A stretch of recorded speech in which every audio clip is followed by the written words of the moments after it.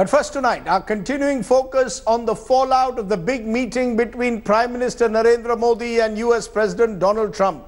After the delegation-level talks that lasted for nearly 4 hours, the US President and the Indian Prime Minister held a joint press briefing late last night. Both leaders spoke in one voice to destroy terror together. Let's take a look at what happened when Trump met Modi. We will destroy radical Islamic terrorism. आतंकवाद जैसी वैश्विक चुनौतियों से अपने समाजों की सुरक्षा राष्ट्रपति ट्रंप तथा मेरी टॉप मोस्ट प्राथमिकताओं में से एक है. A resurgent US president fresh from an interim victory on his long-fought travel ban, making his intentions clear again. Terror topped the agenda in the one-on-one meet and delegation-level talks between the US and India last night, with both nations condemning terrorism in the strongest possible terms. The leaders of the two biggest democracies cornering Pakistan and speaking in one voice against terror. आतंकवाद जैसी वैश्विक चुनौतियों से अपने समाजों की सुरक्षा राष्ट्रपति ट्रंप तथा मेरी टॉप मोस्ट प्राथमिकताओं में से एक है.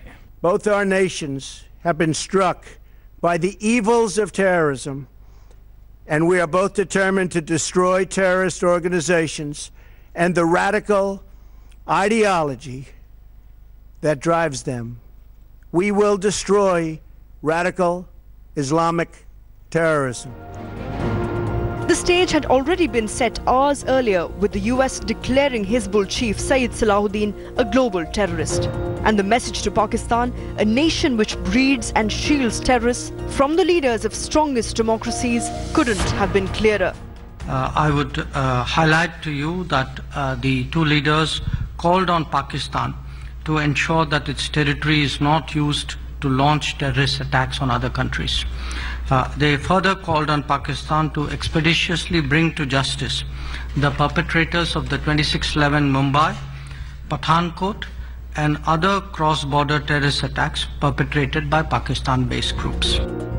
And while India's concerns on H-1B visa and US pulling out of the climate change accord did not come up for discussion, both leaders agreed to work together to enhance ties on trade, commerce and investment. President Trump also accepted the Prime Minister's invitation to visit India. Modi, in fact, also invited Trump's daughter Ivanka to lead the US delegation to the global entrepreneurship in India. Ivanka, how excited are you to go to India? Very much looking forward to it. Recent tensions after US pulled out of the Paris Accord led many to believe that there could be tensions between Prime Minister Narendra Modi and President Trump when they meet. But it seems like they have put all those apprehensions to rest. Prime Minister Narendra Modi not only invited Ivanka Trump to lead the US delegation to India, but also has invited the entire Trump family to visit India. Also, we saw the handshake, we saw the hug. Again, a lot of apprehensions whether if they're going to hug or not. The two leaders seem to have hit it off and have found a way to take Indo-US ties to a different level and to see to it that there is a better future for India and for the United States of America. With British journalist Carmelo in Washington, D.C., Geeta Mohan for India Today. Now, as the Prime Minister met the US President for their first one-on-one interaction in Washington, typically body language was being looked at closely. Remember, when Narendra Modi met Barack Obama, he gave him a bear hug. Would he do the same with Donald Trump? Take a look at just how far the politics of the hug actually went.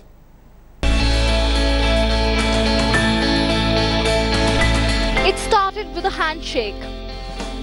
It culminated in a hug. And then another. And between the two lay an entire gamut of emotions that one could only interpret as remarkable camaraderie for two leaders who have differed on more than one issue in the recent past. At the outset, Modi was a man at ease before the world's most powerful man. Shared a few laughs with POTUS and FLOTUS. Gave the first couple his thumbs up and had an assorted series of other handshakes in the middle too. was very warm. It was a very open, very cordial. There was a great deal of ease. This was the first time they were actually meeting, but they were really very, very comfortable with each other.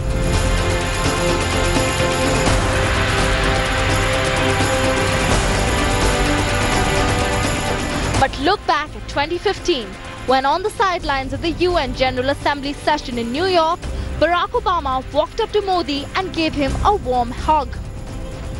Is this the scent of changed dynamics? And this wasn't the only time Obama and Modi were seen clasping each other. So, has the bonhomie cooled down just a tad?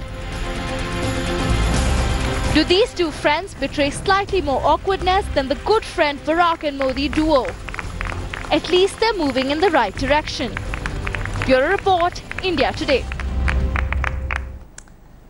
So what were the hits and misses as we saw them in the Modi-Trump meeting? Well, let's look at the hits first. Strong chemistry between the Indian Prime Minister and the US President. That was on show, not just in terms of the hugs, but in the manner in which the two leaders appeared to react to each other.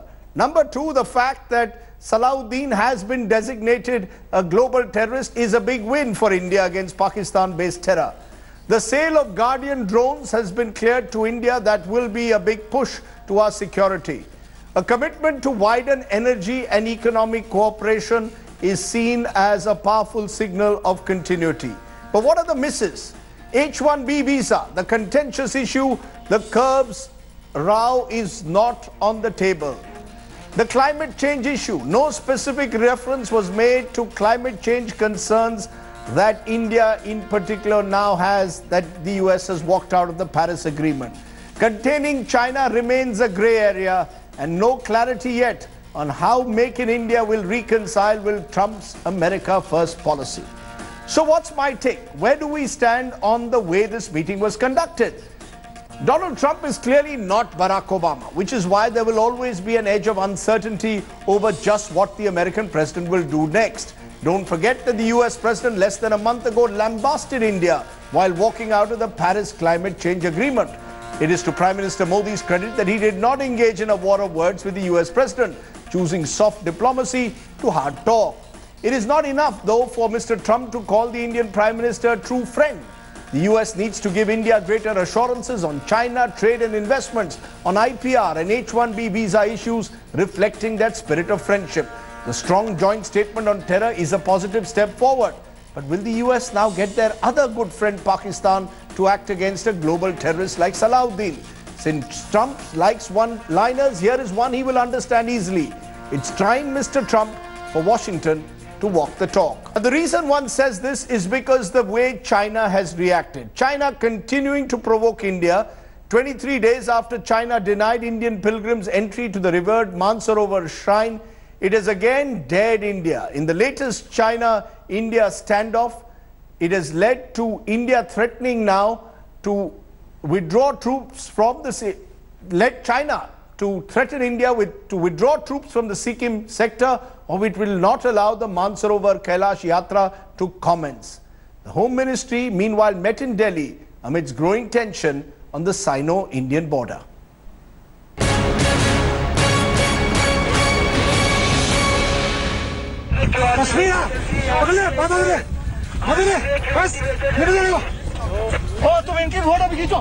Dragon's fresh border provocation days after an ugly brawl between intruding Red Army personnel and Indian Jawans. China played dirty.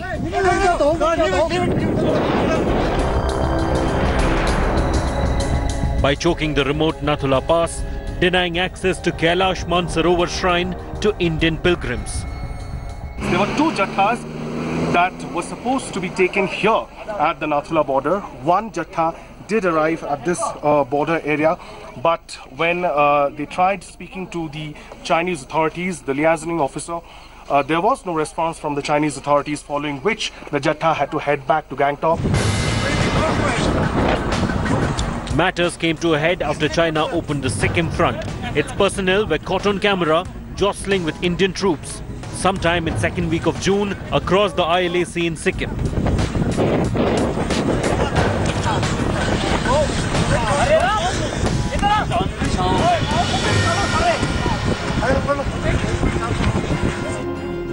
Beijing even issued an open threat to India, asking it to withdraw troops from Nathula if New Delhi wanted pilgrimage to Kailash Shrine to continue.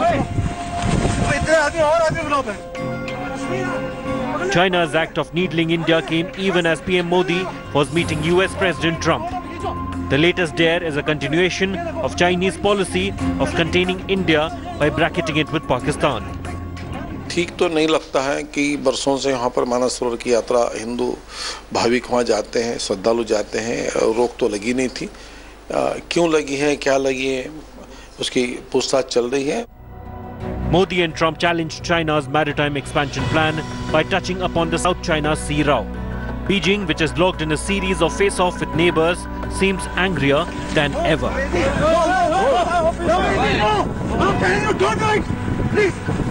With Anand Krishnan and Indrajit Kundu in Nathula, Bureau Report, India Today. Let's go straight across to Anand Krishnan, our colleague of India Today magazine, who joins us from Beijing. Anand, how is China taking the Modi-Trump meet? There's an article in the Global Times that says US using India as a pawn. Any attempt by India to become a US ally to counter China will not be in its interest and could even lead to catastrophic results. How is China taking this Modi-Trump meet? Well, that's right. There's been a lot of attention here in Beijing looking at what transpired at the White House between Prime Minister Modi and Donald Trump. A very interesting commentary in one of the Chinese newspapers today, actually telling India, well, the US may be courting you now, but ultimately it's not going to be enough for you in terms of countering or balancing China. And in fact, they were drawing a parallel to the early 1960s, saying that, well, the Kennedy government may have encouraged Pandit Nehru's forward policy, but look where it got you. So a very sort of cheeky commentary in the Chinese press today. But beyond that, the Chinese government has been very closely following the defense deals, especially the sale of the surveillance drones, which is something that's of interest to China, given that it's been expanding its presence in the Indian Ocean. And this capability is something that will give India a better chance to have an eye on what China is doing.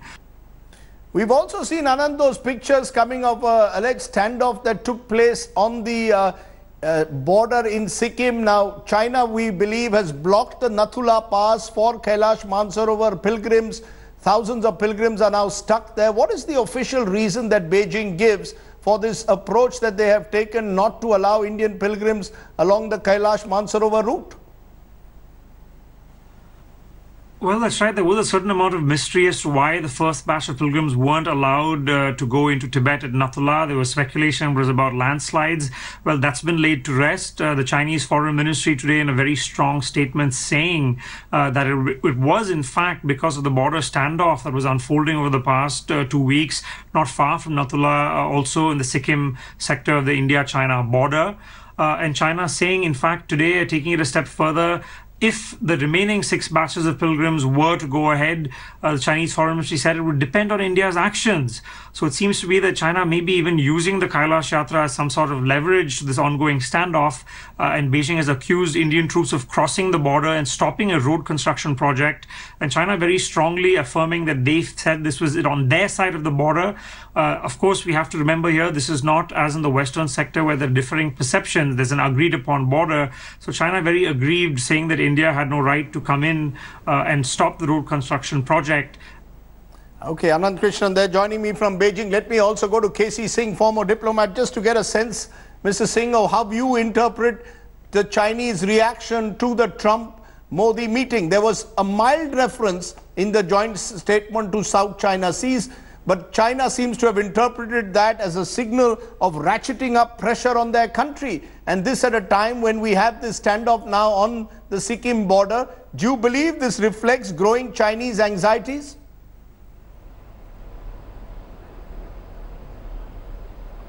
Rajiv, there is not just a minor reference. China is looming very large in the backdrop of the joint statement. The very first major segment which talks of global democratic stalwarts in Indo-Pacific, and then it goes on to list what needs to be done in the Indo-Pacific region: rule of law, international law to be obeyed, disputes to be settled peacefully. And then again in another segment on strategic convergences, there's talk of expanding the Malabar exercises. So China is very much there, and then there is a reference to connectivity projects which should take into account sovereignty questions, where America is endorsing the Indian objection to the China-Pakistan economic corridor and why India did not attend the Belt and Road Initiative.